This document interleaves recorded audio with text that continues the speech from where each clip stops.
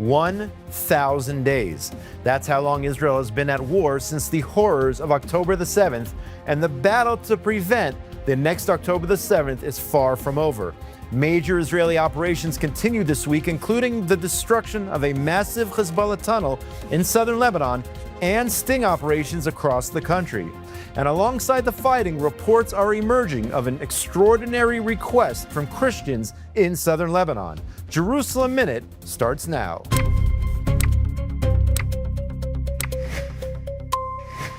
Welcome back to Jerusalem Minute here on JNS TV. Alex, Israel this week marking 1,000 days since the October 7, 2023 massacre. Memorial ceremonies taking part across the country. Also a reflection of how we got to the point where Israel was attacked violently, savagely by Hamas on that dreaded day. Well, first of all, it's a little bit strange to have an anniversary on 1,000 days, right? Usually you have an annual anniversary. 1,000 days, I don't understand exactly why we've marked it, but I do think it's interesting that here you're almost 3 years on. It's 2 years, 8 months on. And I would say that none of the fronts of the war are finalized. And we'll talk about this all later in the show, but you've got a situation in Gaza with Hamas where there's a status quo, but there's no real resolution to that front. Same thing in Lebanon. They're talking about possible normalization agreement between Israel and Lebanon. And obviously the situation has ended with Iran, and you're still negotiating toward the opening of the Straits of Hormuz and a nuclear agreement of some sorts, and just a feeling that the war continues to progress, even if it's on a slow speed. Now, certainly in the beginning, we were counting days. Why are we counting days? We were counting the days that hostages were missing. But all the hostages came home, and people stopped with the little tapes on their lapels, counting the number of days. So counting 1,000 days, I don't necessarily understand it. I think it's more of a marketing ploy on behalf of those who are protesting against this government. And you're actually seeing now that we're moving into hardcore election cycle. And I think that what you've seen in a lot of these 1,000-day commemorations, protests, is that they're very similar to the anti-government protests. They're similar to the, release the hostages now protests. It's this exact same movement, and they're literally just posturing ahead of a coming election. And a lot of the rhetoric around this 1,000 days all centers around one word and one man, and that's Netanyahu. Absolutely. Speaking of the Prime Minister, this weekend, the United States celebrated July 4th, the 250th anniversary of the United States of America. Prime Minister Netanyahu sending a message to the people of the U.S., President Trump, and all the citizens of the United States. Let's check out the video. My dear friends, President Trump and the people of America, today the United States celebrates 250 years of independence. 250 years of freedom, 250 years of defending freedom. America has been the greatest force for liberty the modern world has known. Israel is proud to stand beside her. Israel is proud to stand beside all of you. Because our alliance is built not only on shared interest, it's built on shared values.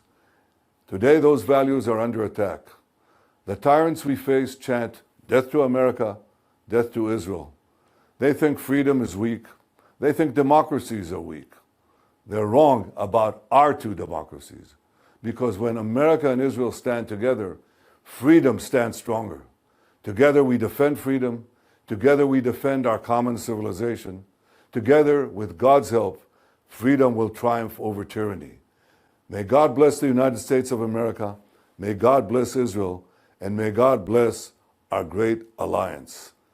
Happy birthday, happy Independence Day, America. So, Alex, the main theme, I would say, is the shared values between Israel and the U.S. I think that's the message the Prime Minister wanted to send. Well, I think for Israelis, they're well aware of this anniversary. It is the semi-quincentennial. We'll do a spelling contest after the show to figure out how to spell that.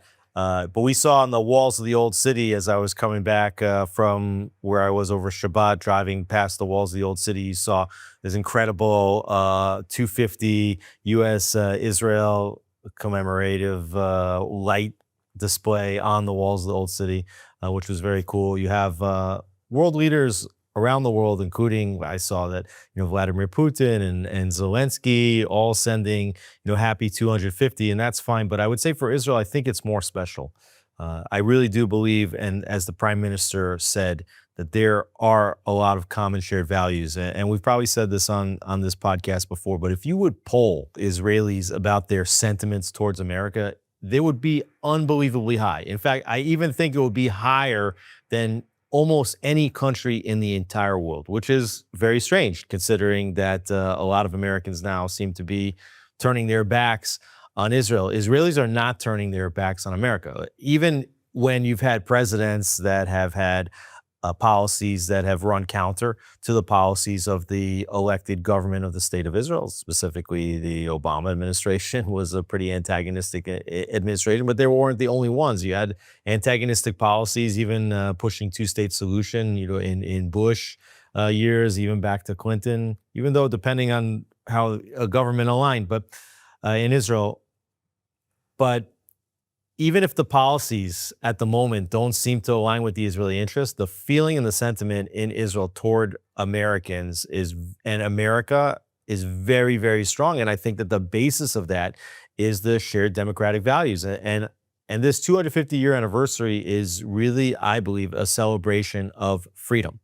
And I think that freedom is under attack around the world. You see the countries that are on the rise today, and they are authoritarian countries. The countries that are really true democracies, even let's say hyper democracies, fighting for freedom. Certainly, the United States is fighting for its values right now. It's in a battle and a domestic battle to protect and enshrine its freedoms. And in Israel also, we're fighting a war for our freedom against neighbors across the Middle East, but even in terms of what's going on domestically here and how this democracy is shaped, you really do have battles for freedom. And when we sing in the Hatikva, we say, Liot Am Chofshi, to be a free nation. And so that's the reason why Israelis have such positive views towards Americans, because we want and we strive to have that same democratic freedom that the United States has. Alex, expanding on that relationship, you were at a ceremony this week in which the United States decided that they were going to sign an agreement to permanently place the U.S. Embassy in Jerusalem. We know back in Trump's first term, he moved the embassy from Tel Aviv, and now you had Ambassador Mike Huckabee along with Israel's Foreign Minister Gideon Sa'ar. This looked like an unbelievable ceremony about those same freedoms and values that you just talked about, signing a deal here, putting the embassy in Jerusalem, a new compound, if you will, the Allenby compound, just pretty close to where it is now in the city of Jerusalem from time immemorial. Yeah, we should go out to a clip because Ambassador Huckabee gave a 20-plus minute speech, no notes, obviously prepared, but no notes, extemporaneous from the heart, and he really did bring a lot together about the shared values of Israel and the United States. Let's check out this clip. I was so very proud that the president had come to make a declaration that I had longed to see for my whole life, and that is that we would finally and rightfully stand with Israel where God placed its capital. It's not just that you made that decision. I would say God made that decision 3,800 years ago. And we finally got around to acknowledging what had been determined long before the United States of America came along. I'm proud that on the weekend of our 250th birthday, this announcement is being made. If anyone were to think that that decision by the president was simply a temporary one, only to last through his term, and that someone would come and change it and reverse it, let it be known that by the transfer of this property and by the construction of what will ultimately be a very expensive, massive building for a new embassy complex, this represents not just a decision, but an irreversible decision, so that once and for all, we will put our flag, but it will be set in a massive amount of concrete so that nobody will ever try to move that flag from Jerusalem and take it away from the proper capital. Yeah, unbelievable. You know, the way he speaks, just as he did at the JNS summit just last week, no notes, off the cuff, right from the heart, talking about the shared values and the freedoms that we have here in Israel and, of course, in the U.S. Now, I was at this ceremony. It was a small ceremony. It was hosted by Foreign Minister Gideon Sar. You had Mayor of Jerusalem, Moshe Leon, and you had Mike Huckabee, the ambassador of the United States to the State of Israel. And they signed on a plot of land along the Hebron Road in Jerusalem, a major east-west, north-south thoroughfare in Jerusalem, to place a brand new embassy. Now, if you go back to 2018, we say that Donald Trump moved the embassy from Tel Aviv to Jerusalem. And this was when David Friedman was the ambassador, and David made a brilliant move. What he did was he took an existing consulate in Jerusalem. It was providing consular services to Israelis in the whole Jerusalem surrounding a metropolitan area, and basically scratched off the word consulate, put the word embassy on it. They built a small office for the ambassador because there really wasn't an ambassador's office there, and they did a small construction.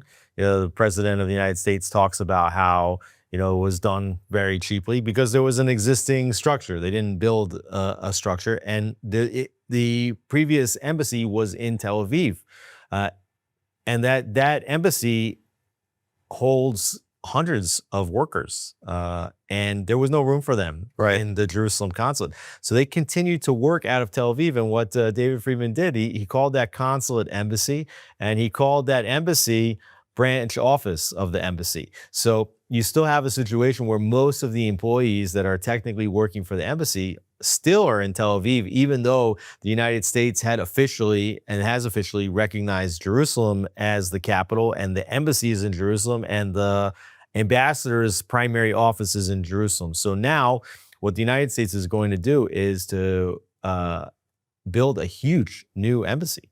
Right. So when the president says, we built an embassy, it costs so little. Well, guess what? Now the United States is about to invest the amount of money that you would think would be fitting of a country. That Mike Huckabee noted in his remarks that Israel has about 700,000 expatriate Americans, and that is the second most of any country aside from Mexico, right? As you think about tiny little Israel, there's more Americans living in Israel than every other country in the world except for Mexico, right? Which is an unbelievable feat. So you definitely need to have a big embassy here, especially on the virtue of the U.S.-Israel relationship. So you're going to see a huge building go up in the coming years. Now, Israel leased the land to the United States. This is a very typical arrangement that happens with other embassies. They leased this very large property of land for $1. And Mike Huckabee actually took a dollar bill out of his pocket and gave it as part of the signing ceremony to Foreign Minister Gideon Sar, who noted to the accounting general that this was going into the state coffers, not into his pocket, just that nobody would think anything incorrect was happening. But I thought that it was extraordinarily symbolic that this ceremony was taking place on Thursday, right on the eve of the 4th of July. No coincidence. It's probably planned that this is going to happen.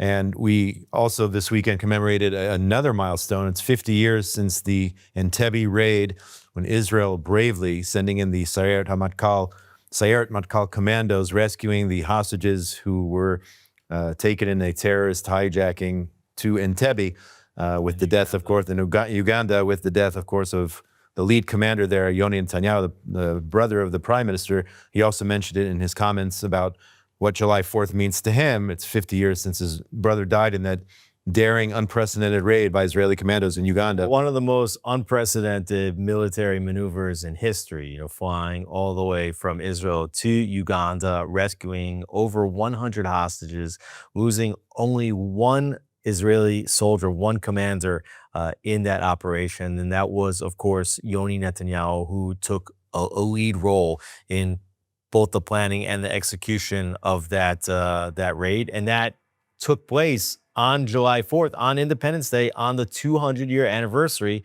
of the birth of the United States in 1976. So here, the 250-year anniversary of the United States is 50 years commemoration of Entebbe. And as you mentioned, and as the prime minister mentioned, this was the prime minister's brother. Certainly, there are those that said that Yoni Netanyahu was the one who was being groomed actually for this position of prime minister. The prime minister holds Yoni in the highest regard. He talks about him frequently. Netanyahu himself, Bibi, was also injured in a terrorist hijacking rescue situation on a plane several years later, was shot in the shoulder, survived that attack. So, July 4th has a special meaning, not just to Israelis in celebration of America, but definitely to Prime Minister Netanyahu in commemoration of the loss of his brother Yoni, but a tremendous celebration in terms of Israel's commitment to bringing home all hostages, and Prime Minister Netanyahu succeeded to bring home all of the hostages. But obviously, we still see that the Palestinian strategy in war is to take hostages. Yeah, absolutely. And on top of all of that, we've just been told in the last several hours that Prime Minister Netanyahu might be once again flying to Washington, to the White House, to meet with President Trump. This meeting is going to happen, it looks like, after the NATO summit in Turkey later on in the week. But there was a comment which really bothered me on the news this morning. President Trump saying that he and Prime Minister Netanyahu get along very well, but Netanyahu knows who the boss is. I mean, this is pretty emasculating, I would say, very emasculating. And the president has made similar comments in the past, saying that I'm in charge, I dictate policy. Let's talk about the potential meeting between Trump and Netanyahu and that comment, which, up until now, the prime minister hasn't said anything in response. I don't think he's ever said anything in response to Trump's off script, if you will, comments in regard to him personally. Well, Netanyahu is very diplomatic as opposed to Trump, who in his comments are absolutely undiplomatic. Not only did he say they get along very well, he said they get along very good. So we're not necessarily even grammatically correct, but let's give a pass on the grammar here for a minute.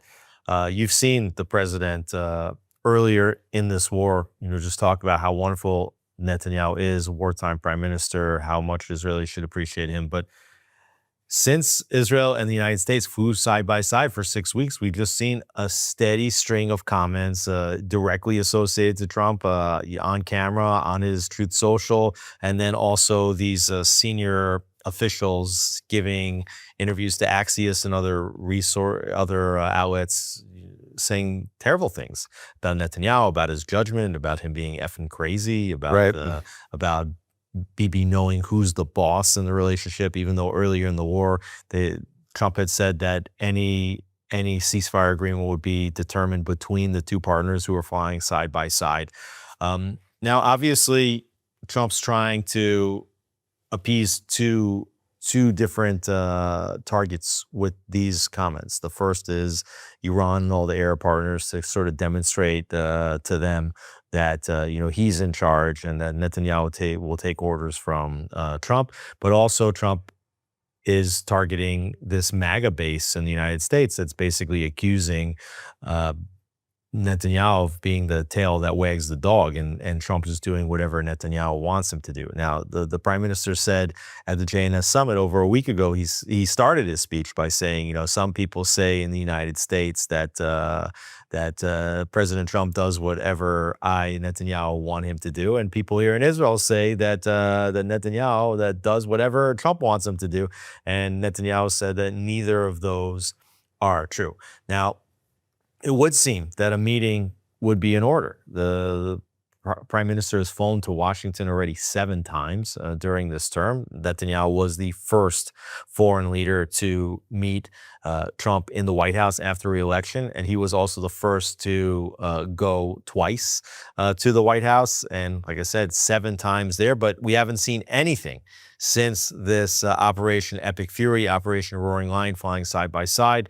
The war seemed to be an unbelievable military success at the time that it stopped, and yet the diplomacy seems to have found a way to take all of the steam out of this military victory.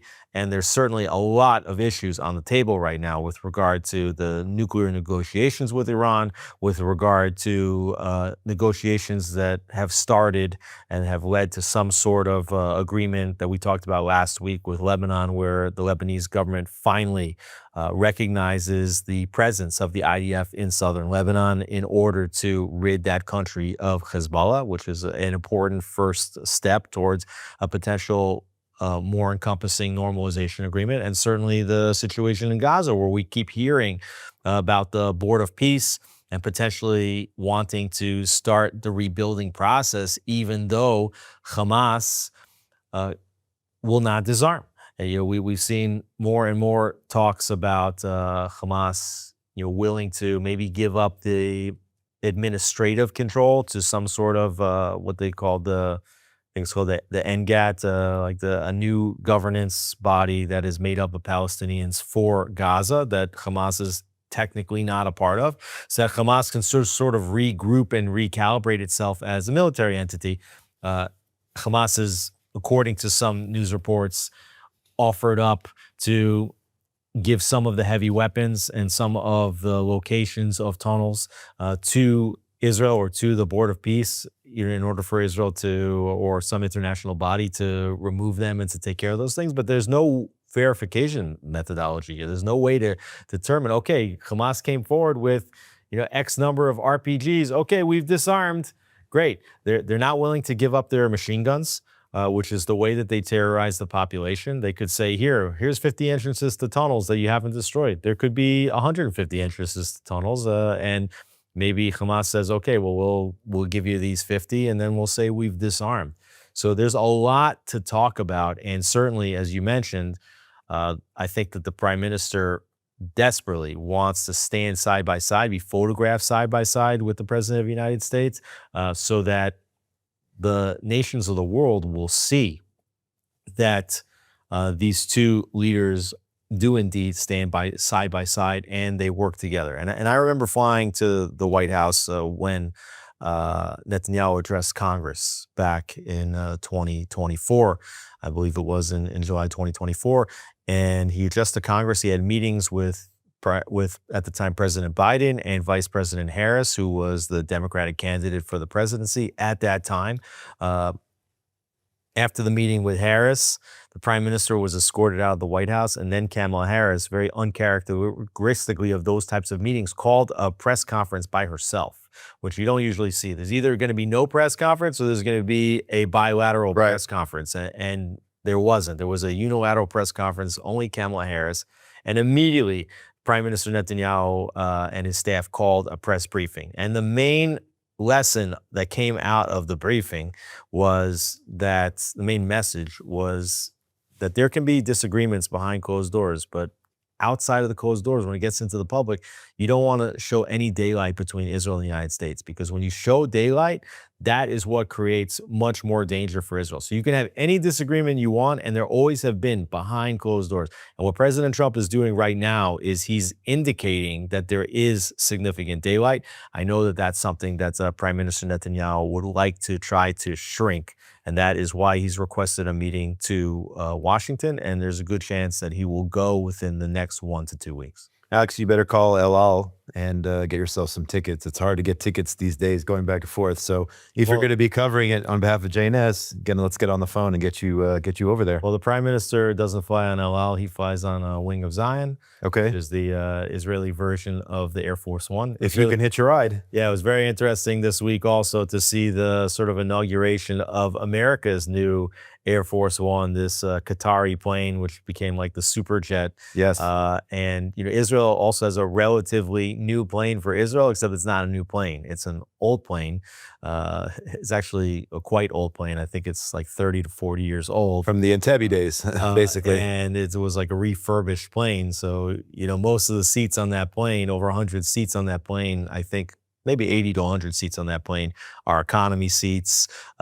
Some pieces could be broken. Everything's reupholstered. It's got a nice, like, shiny shell on it, but it's an old plane. So to see the president of the United States saying, hey, we need a new plane. Our plane's like 30, 40 years old. Israel just inaugurated for the first time in this term, a new plane of first ever for prime minister and president of the state of Israel. And they bought an old plane and they refurbished it. So big differences there between Israel and the United States. Absolutely. JNS will have you covered on that meeting when it happens. At the same time, Prime Minister Netanyahu going on Channel 14 this week, the very popular Patriotim, the Patriots, with Inoan Magal talking about Israel's military campaigns on all fronts. Let's check out this video.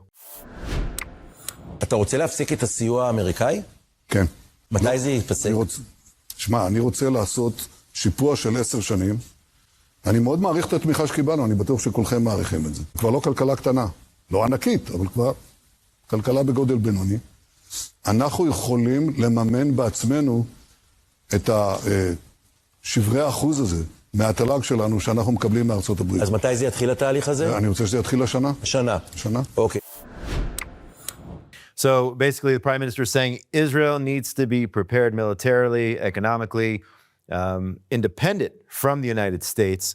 And the prime minister, we've talked about it in this show, he said it many times that Israel, one of the main lessons from October the 7th is Israel has to be able to independently sustain these types of major attacks in the years to come. The prime minister saying he wants to cut off ties in terms of the funding, the financing from the United States. At the same time, Prime Minister Netanyahu talking about the upcoming election, saying that he wants a broad national unity government if he's elected prime minister. This looks like it's going to be October, if not sooner.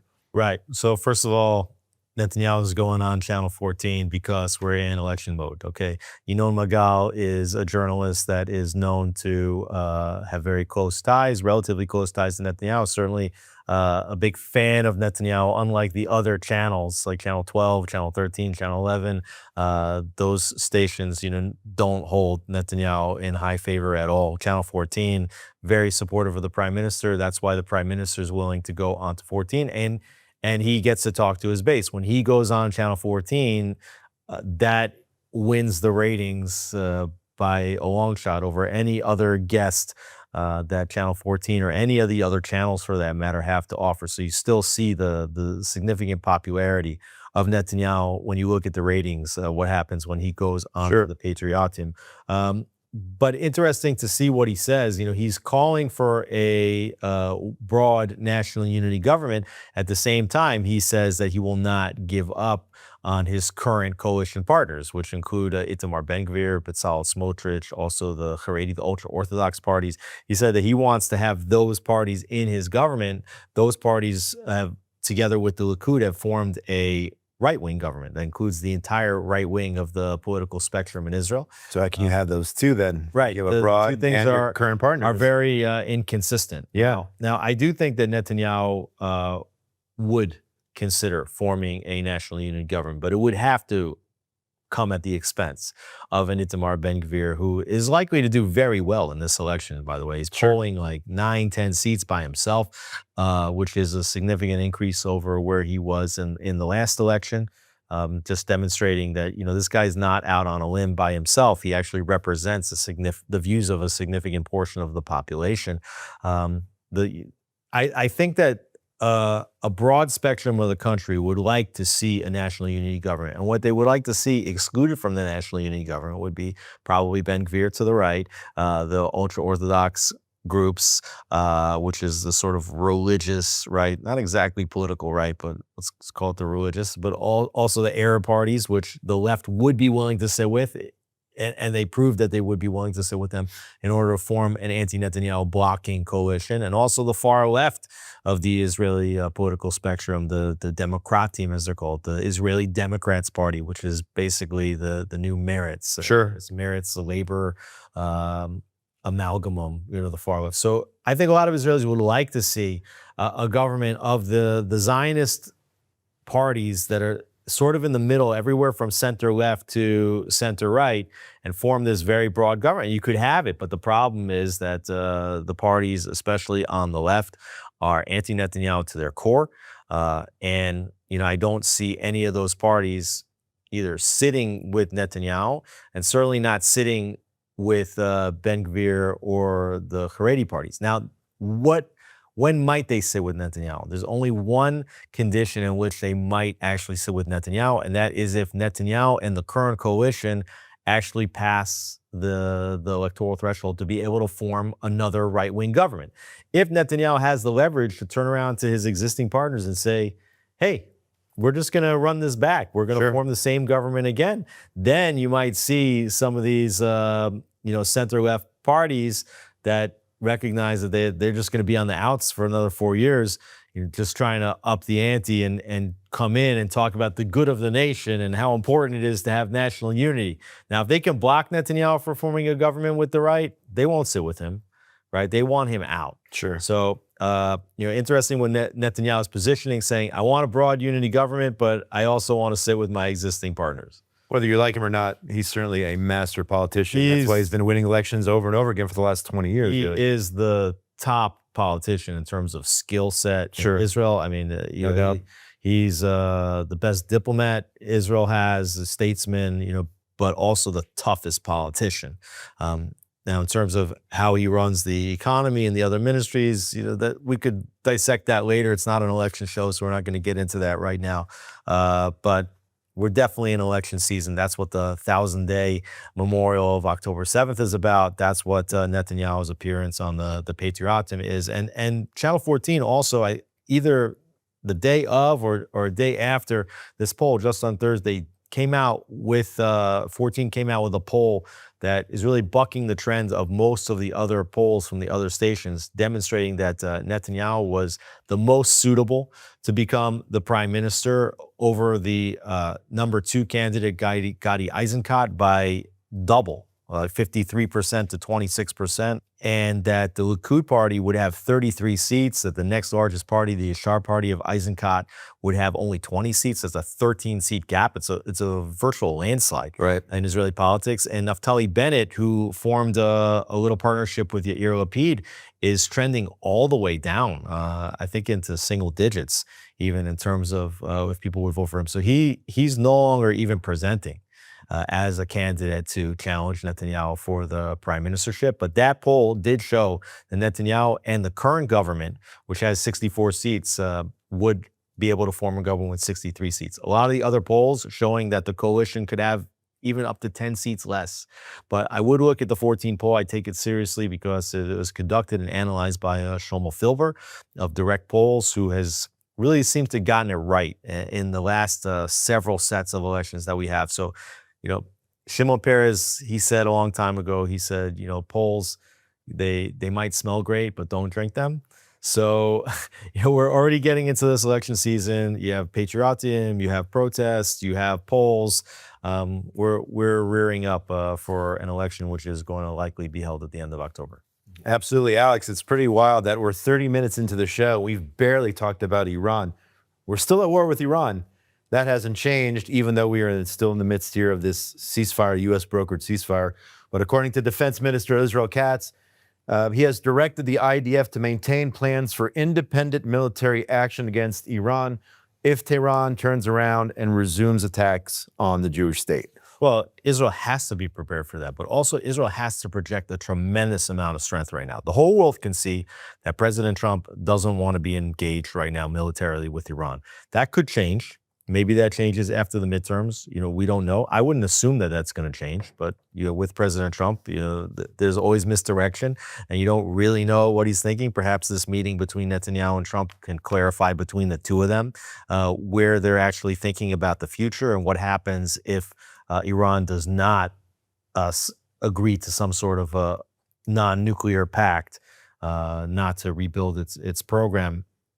But Israel's got to demonstrate that it is not under the thumb of the United States, that is willing to strike by itself. And people should note, because the 12-day war, which was in June of the previous year, the United States only came in on the last day to bomb Fordo. For 12 days, Israel carried out, I think, about 1,000 sorties in Iran by itself, disabling all of Iran's air defense systems and striking basically everything that they wanted to over that 12-day period. So the state of Israel has got to be able to demonstrate to all the neighboring countries in the Middle East, that it is ready, willing and has the resolve to attack Iran if Iran continues to be belligerent.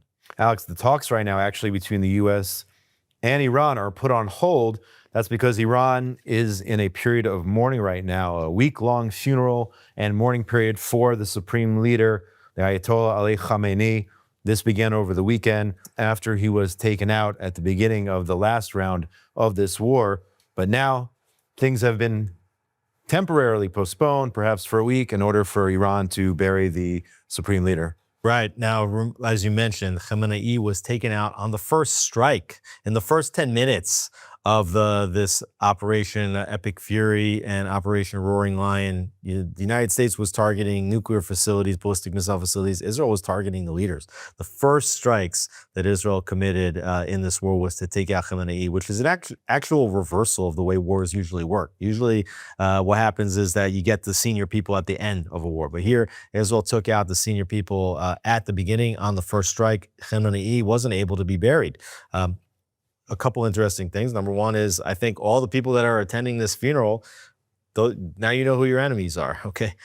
One person who's not going to be there, Mojtaba Khamenei, the son of Khamenei, and I think that there's still questions about his whereabouts, if he's alive, if he's completely disfigured, if he lost a leg, if he was struck in the face, if he has a pulse.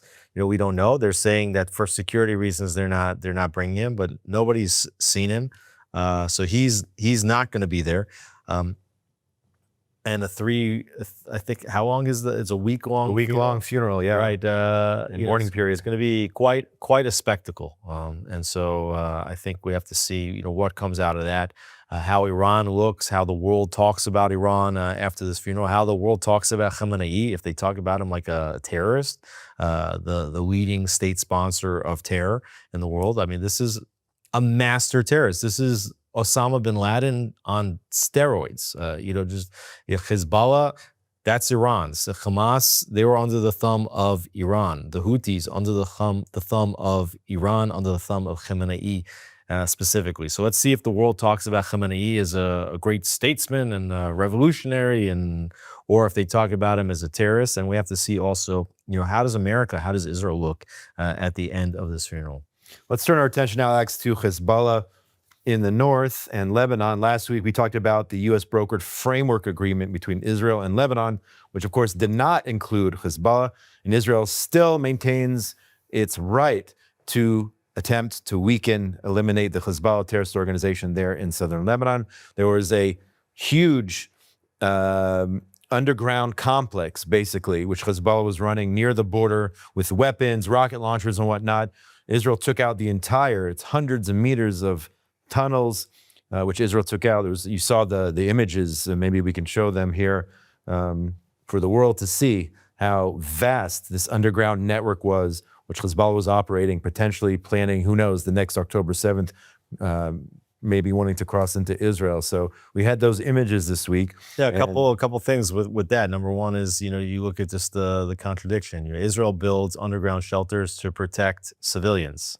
That they operate hospitals underground so that they can continue to perform surgeries and life-saving procedures underground when rockets are flying in. In Lebanon, in Gaza, they build underground facilities to protect the terrorists, okay?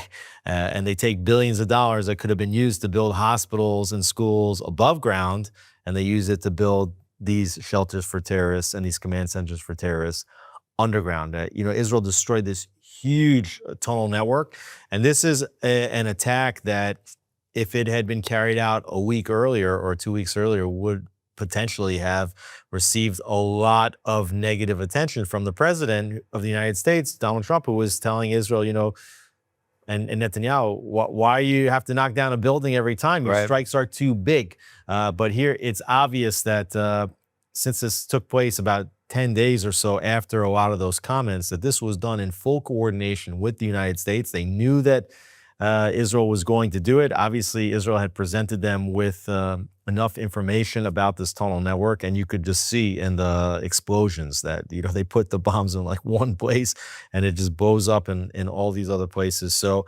the United States still giving Israel the green light to go take out these terror targets. So Israel is demonstrating that it's going to operate in its interest, even with a lot of diplomatic pressure internationally. At the same time, Alex, since the beginning of the war, we've seen anti-Israel groups try to drive a wedge between Jews and Christians, accusing Israel of doing all sorts of things to Christians, both in the country and in Lebanon.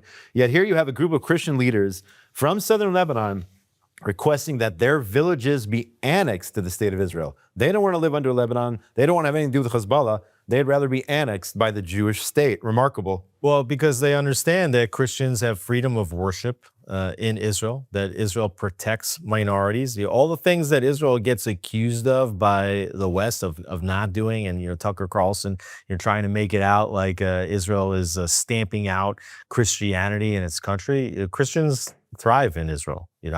For this weekend, I was just with a bunch of American Christians in the hills of Samaria. But Christians in Israel, you are able to worship. If you would fly over Israel and nobody told you that this was Israel and nobody told you about the geopolitics of the country, and you'd say, what's the religion of this country? If you would see the massive churches that exist, that are many of them hundreds of years old, you'd say this is probably a Christian country. Sure. Israel protects all those places, and Israel has been coming to the aid of Christians in Lebanon, but not just in Lebanon, also protecting minorities in Syria. And you had the same phenomenon. You had Druze minorities in Syria, as well as Christians, saying the same thing, that they wanted Israel to annex parts of Syria and to take it under its sovereignty in order that Israel would be able to protect them from the Shiite Muslims in Lebanon, from the Sunni Muslims led by al-Shara in Syria. It's an unbelievable thing to see. Now Israel's not going to do it. And the reason why Israel won't do it is because, pocketed among these minorities are also, large swaths of Muslims that Israel doesn't want to absorb together with those pieces of property. Also, it would take significant amounts of troops to secure those areas in Syria long-term, also secure in Lebanon. And, Israel is facing troop shortages, right? We've had our troops been fighting, some of them, I've met people in the last weeks that have been fighting for 300 days, 400 days. I met somebody who was 500 days already in combat. So, there's big logistical challenges, but so important to see how minorities in the Middle East, what they think about Israel and how that flies in the face of what the West says about the state of Israel. Absolutely. Alex, you brought up the situation in Gaza a little bit earlier.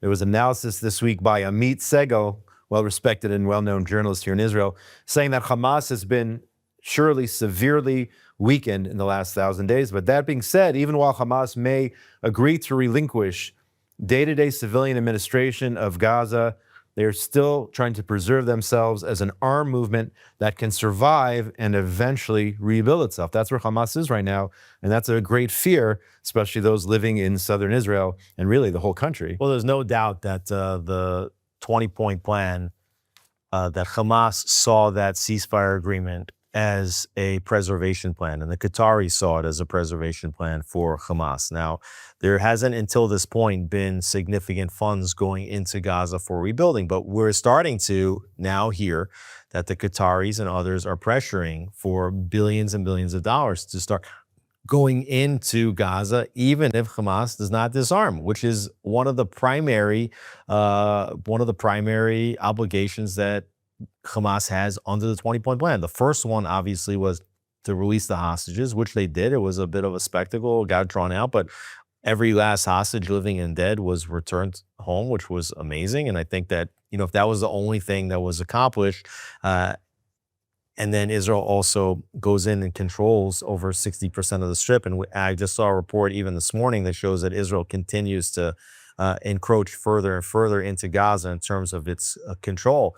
But Hamas has just been really trying to consolidate power. They want to stay in place. The Qataris willing to start to see money be poured in, even without the full Hamas disarmament. And that money, where's it going to go? At least some portion of it is going to get into the hands of Hamas. And that is definitely a big danger. Alex, what do you think about the Board of Peace and what they can accomplish, knowing that Hamas is basically saying that they're refusing to disband their weapons. Well, there's definitely a lot of chatter that Jared Kushner, Steve Witkoff, are pushing, some kind of a rebuilding plan. And I thought very interesting news this week that Jason Olson, who was the Board of Peace's, he was put in charge of the portfolio called de-radicalization of the Gaza Strip. He's a naval officer who had studied, Israel's history, who was a member of the Navy, was sent out here to be in charge of de-radicalization, and he quit his post this week. And he said, or I've heard from others that have spoken to him. Now, he spoke at the JNS Summit, by the way, last week. So I had a chance to speak with him, in depth. It was before this announcement. He didn't tell me that this announcement was forthcoming. I assumed that he knew. He talked about the need for de-radicalization, but apparently he was under the belief that Qatar was wielding way too much influence over this process of the implementation of this 20-point plan, and felt that he just wasn't going to be successful at all in this key component, which is called the de-radicalization. So if you don't have de-radicalization, you're basically guaranteeing that Hamas is just going to figure out a way to reconstitute and rearm. And whether that takes 6 months, whether that takes 6 years, whether it takes 10 years, they'll play the long game on this, and it'll be very interesting to see if Israel wins this battle of preventing funds from flowing into Gaza without, on the one hand, disarmament, without, on the other hand, steps going toward de-radicalization. And I think that this is going to definitely be one of the key talking points in the upcoming Netanyahu-Trump meeting. Alex, I want to stick with Hamas, because with a ceasefire now technically in Lebanon and with Iran, a lot of people fear that Iran is going to wield its influence in Judea and Samaria and use Hamas to go back to terrorist attacks. And I've talked about this on my other show, Judeacation, over the last several weeks. And now you have Israel's Shin Bet, the security agency, along with the IDF, announcing that they dismantled a major large-scale Hamas terror network in Hebron, which has been a hornet's nest for Hamas. A lot of people say, no, Hamas only exists in Gaza. They are alive and unfortunately well in Judea and Samaria. And that could be the next front, God forbid, in this war, Judea and Samaria, which is much closer to home. Oh, absolutely. And I think that despite the fact that you see that Hamas is still very active in Judea and Samaria, here in Hebron, which is one of the hornets' nests, where I was in Samaria this weekend, and we're overlooking the Jewish biblical city of Shrem, which is known today as Nablus, which is, a very large Palestinian city. Of a lot of very large Palestinian cities, which are these hornets' nests for terrorism.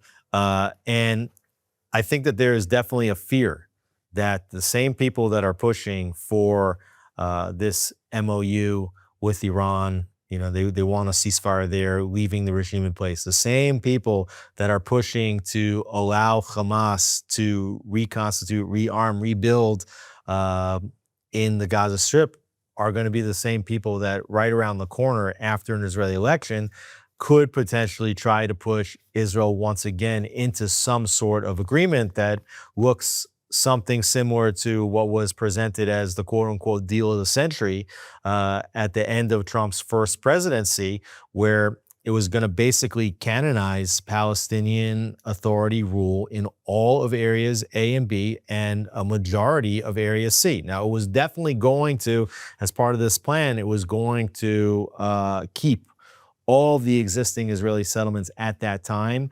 within the Israeli side of this fence, whatever that was going to look like. And there was even something like 15 enclaves that were sort of isolated Jewish towns that would be connected back to Israel by roads. And there would be some road and bypass systems to connect Palestinian areas one to the other. Complicated situation, which was basically drawn up and promoted by Jared Kushner at the time, but supported very much so by Prime Minister Netanyahu and President Trump back then. And certainly, I think that there could be a renewed push after midterm elections in the United States, after an election here in Israel, to once again get some kind of formalized end to the Palestinian-Israeli conflict, which would see some sort of what I guess you would call a state minus being declared in Judea and Samaria. And I think that there's been a major shift in Israel, since October 7th. Prior to October 7th, a lot of Israelis would have went for such a plan. Even, like I said, Netanyahu at the time supported that plan. At this point in time, after October 7th, I don't think that there's even a handful of Israelis that believe that getting to some sort of state situation where Israel loses complete sovereignty over these areas A and B and most of C could possibly bring Israel ever closer to peace. Israelis understand who controls these areas. You know, it's either on the one hand Fatah and Mahmoud Abbas, who continue to pay for slay, essentially inciting and financing terror payments and paying terrorists who are sitting in jails, paying the families of those people who are killed in the act of trying to commit first-degree murder. That's the Prisoners Fund, the Martyrs Fund. It's something like 7% of the Palestinian budget goes to these terror financing payments, or Hamas. Right? That's your choices, right? You have the terror financiers or the terrorists themselves.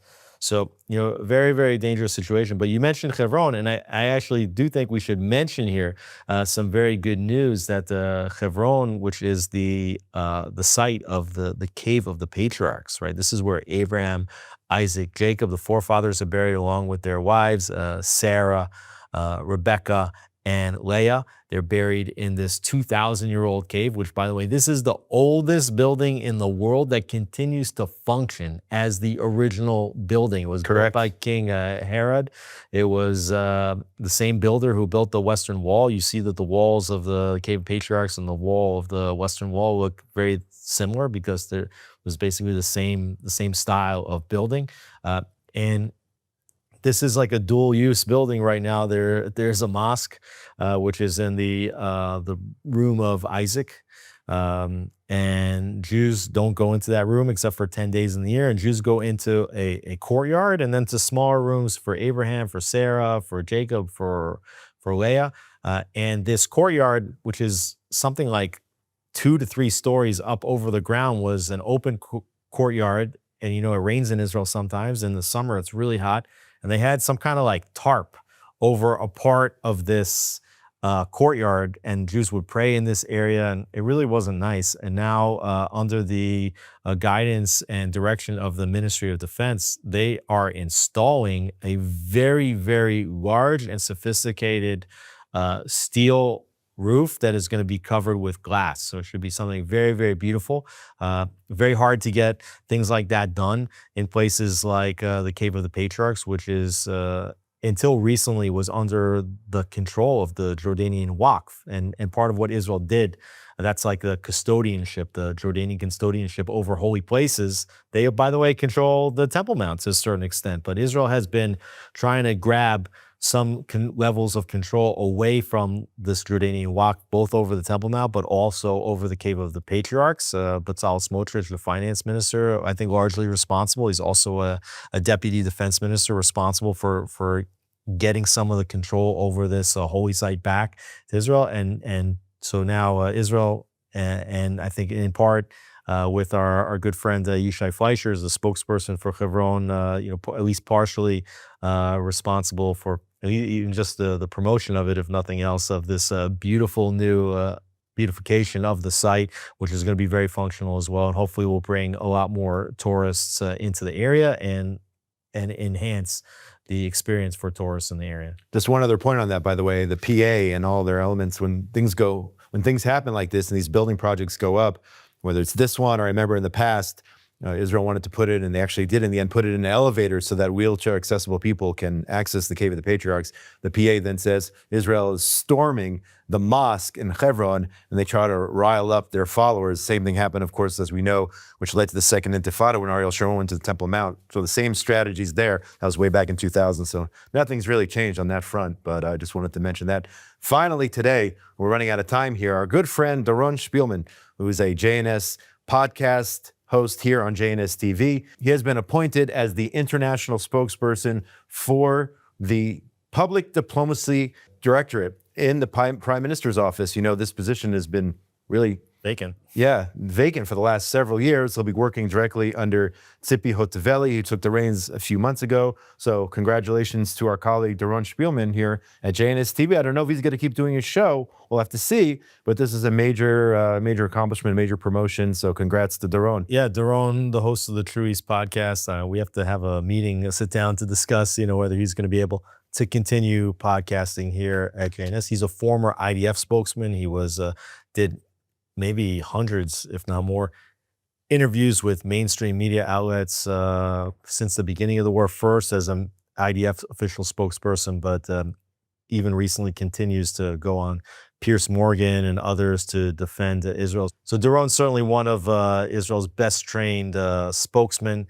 He also was the vice president of development at the city of David for many years. Doron also recently published a book called When the Stones Speak, all about how Israel revealed these incredible archaeological finds just outside of the old city that were remnants of the kingship of King David, actually, which is one of these places that just really solidifies people around the world, their understanding of the connection of Israel to its land and the indigeneity of the Israeli people to this land. So, I'm very, very happy for Doron. And as you mentioned, he's going to be working under Tzipi Hotovely. Tzipi Hotovely was a former member of Likud who was appointed at a certain point deputy foreign minister. Then she was appointed as ambassador to the UK. She was in the UK for 5 years. She's recently back and she's been appointed into this position, which, as you mentioned, was vacant. And I think this is a great first public move that she's making, which is to hire Doron. And Tzipi Hotovely actually got to sit with her and discuss a little bit about her time in the UK, as well as the need for Israel to enhance its diplomacy coming from the Prime Minister's office.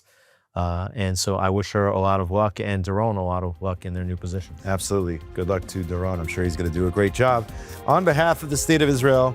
And we're very proud of him. And that's going to do it. Alex Trayman, CEO of JNS, Josh Haston here, correspondent for JNS News. Make sure you subscribe, give us a super thanks, and go to all the amazing content provided by JNS TV. Also, of course, go to jns.org. That's Jerusalem News Syndicate for all the latest news from Israel, the Middle East, and the entire Jewish world. And we'll see you next week here on Jerusalem Minute on JNS TV.